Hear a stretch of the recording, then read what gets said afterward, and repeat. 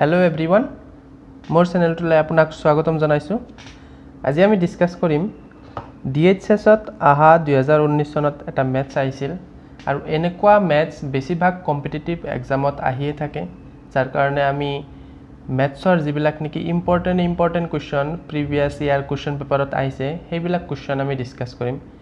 তাৰে আজিৰ কোৱেশ্চনটো হৈছে A man purchased 2 fans for 2160 by selling one fan at profit of 15% and the other at the loss of 9%.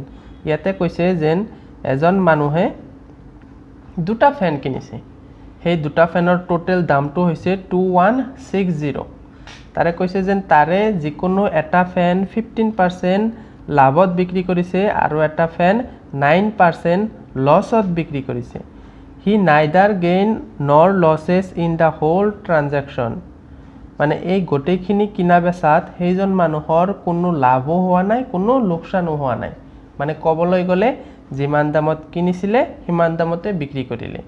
The cost price of the fans are, মানে যেহেতু fan দুটা বেলেগ বেলেগ আছিল, এটা ফ্যান 15% লাভত বিক্ৰী কৰিলে আৰু এটা ফ্যান 9% লোকসানত বিক্ৰী কৰিলে। তাৰ পিছতো সেইজন মানুহৰ 1 টকা লাভো হোৱা নাই, 1 টকা লোকসানো হোৱা নাই। তেনেহলে এই ম্যাথছটো আমি কেনেকৈ কৰিম, আৰু এইটো বহুত ইম্পৰ্টেন্ট ম্যাথছ হয়।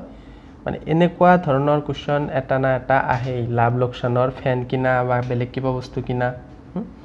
তো ফাৰ্ষ্টত সলিউশনৰ ফালে আহিছো। দুটা ফ্যানৰ টোটাল দামটো দিয়া আছে 2160, এটো হৈছে টোটাল দাম।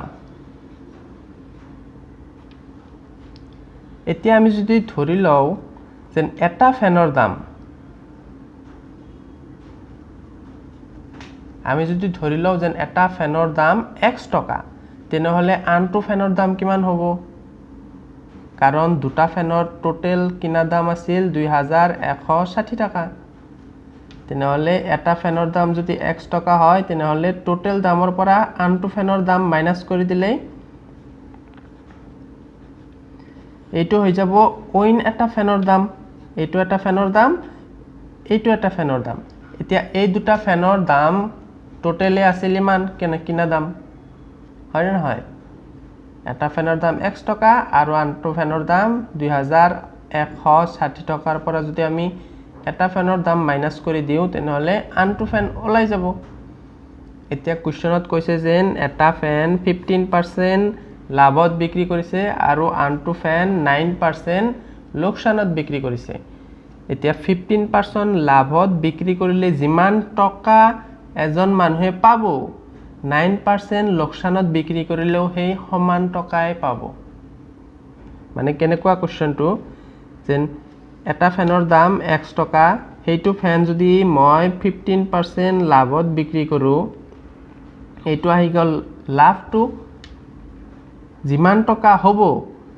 এতিয়া আন এটা ফ্যান যে আছিল, সেইটো ফ্যানৰ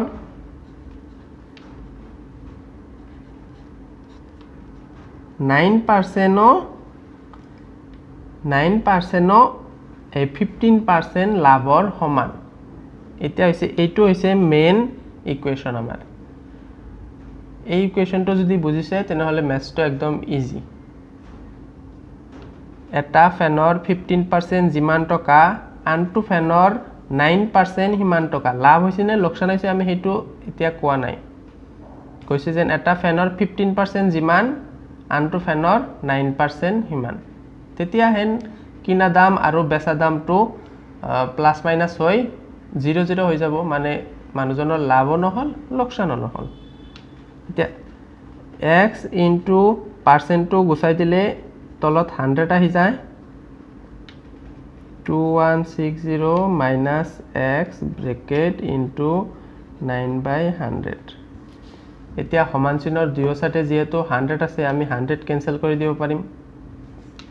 ইয়াতে থাকি গ'ল 15x, ইফালে আহি গ'ল 9 টো যদি আমি পূৰণ কৰি দিও 2160 ইনটু 9, সৰি 60 ইনটু 9 মাইনাস 9x।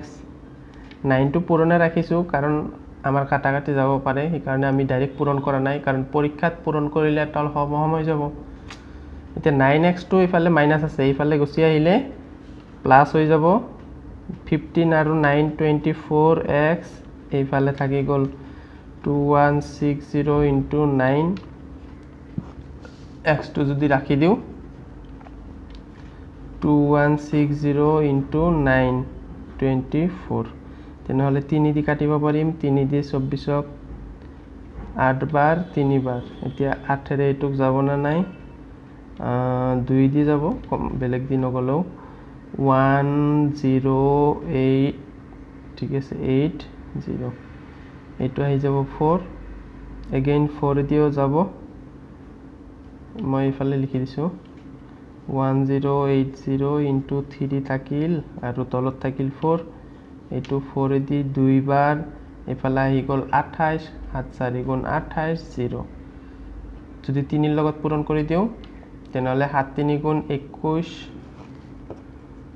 ইফালে তো 0 টা আছে 7 3 গুণ 21 ৰ 1 3 2 গুণ 6 7 8 আমি যে x টকা ধৰিছিলো মানে এটা ফেনৰ দাম 810 টকা পাই গলো তেনেহলে x ৰ মানটো ইয়াতে যদি বহাই দিও তেনেহলে আনটো ফেনৰ দামও ওলাই যাব তেনেহলে 2160 ৰ পৰা যদি আমি 810 টকা মাইনাস কৰি দিও 0 এফালে 5 এফালে 11 11 ৰ পৰা 8 গলে 31350 এতিয়া 1350 তেনেহলে দুটা ফেনৰ দাম পাই গলো আমি অপচনত কোনটো অপচন আছিল 810 টকা আৰু 1350 সি অপচনটো যদি বুজি পোৱা নাই কমেন্টত কৰি দিব কমেন্ট কৰি দিব মই নিশ্চয় আকৌ বুজাই দিবলৈ চেষ্টা কৰিম সো নেক্সট ভিডিওত নেক্সট এটা এক্সামত আহা কোৱেশ্চনৰ ওপৰত ডিসকাস কৰিম থ্যাংক ইউ